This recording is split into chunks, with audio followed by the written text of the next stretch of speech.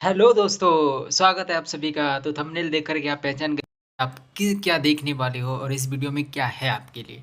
आपके लिए स्पेशल मैं लेकर के आया हूँ रिपीटेड डीबीटी जेआरएफ के लिए, जो आपका एग्ज़ाम आने वाला है उसके लिए रिपीटेड टॉपिक्स, जहाँ से क्वेश्चन भरपूर मात्रा में आते हैं, भर भर के आते हैं, चाहे सेक्शन ए हो चाहे सेक्शन बी हो। ठीक है, तो इन टॉपिक्स को आपको जरूर कवर करके जाना चाहिए। पहला टॉपिक है आपका बायोकेमिस्ट्री। बायोकेमिस्ट्री यूनिट में आपका सबसे पहला जो टॉपिक होने वाला है, बहुत ही इंटरेस्टिंग टॉपिक है, वो structure and function of protein and nucleic acid. Nucleic acid और प्रोटीन की फंक्शन के बारे में और उनकी स्ट्रक्चर कैसे रहती है, जिसमें प्रोटीन की आपको प्राइमरी सेकेंडरी टर्सरी तीनों तरह की स्ट्रक्चर याद रहनी चाहिए। प्रोटीन का डीनेचुरेशन कैसे होता है, ठीक है, प्रोटीन फॉर्मेशन कैसे होता है, जिसके लिए आपको अमाइनो एसिड्स पढ़ने पड़ेंगे।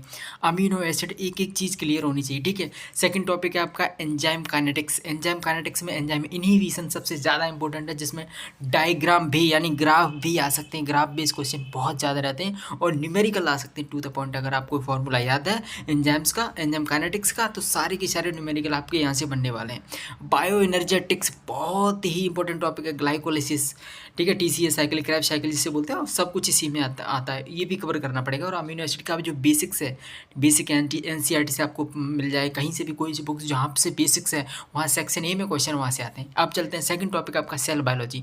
सेल बायोलॉजी में आपका जो इंपॉर्टेंट सेल सिग्नलिंग बहुत ज़्यादा इंपॉर्टेंट है, जिसमें जीपीसीआर, आरटीके और बायोसेंसर मैकेनिज्म बहुत ज़्यादा इंपॉर्टेंट है। ठीक, सेकंड टॉपिक आपका cancer and apoptosis, most important. फिर है cell organelles, plasma membrane, membrane potential, पूरा का पूरा इंपॉर्टेंट रहने वाला है आपका। ठीक है, अगला टॉपिक आपका मॉलिक्यूलर बायोलॉजी। मॉलिक्यूलर बायोलॉजी में आपको डीएनए में रेप्लिकेशन किस किस का पढ़ना है, प्रोकैरियोट्स में और यूकैरियोट्स के अंतर्गत पढ़ना है, और माइटोकॉन्ड्रिया क्लोरोप्लास्ट के बीच में। तो आपको पता ही है, नहीं पता, नहीं पता तो कोई बात नहीं, बाद में पता चल जाएगा। ठीक है, ट्रांसक्रिप्शन दोनों में पढ़ना है आपको, प्रोकैरियोट में भी पढ़ना है और यूकैरियोट्स में भी पढ़ना है। ट्रांसलेशन, प्रोटीन सिंथेसिस कहाँ पे भी पढ़नी है, दोनों में पढ़नी है। ठीक है, जिसमें आपको फर्दर प्रोसेसिंग पढ़ोगे। ठीक, और आपको DNA repair, base exercise and repair और न्यूक्लियोटाइड एक्सरसाइज एंड रिपेयर बहुत ज़्यादा इंपॉर्टेंट है। इनमें एंजाइम्स का क्या क्या रोल रहता है, डायरेक्ट क्वेश्चन आता है, कई बार रिपीटेड क्वेश्चन आ चुके हैं। अगला टॉपिक आपका जेनेटिक्स। ठीक है, अगली यूनिट आपकी क्या, जेनेटिक्स। जेनेटिक्स में आपका पहला टॉपिक रहने वाला वो है मेंडेलियन की प्रिंसिपल।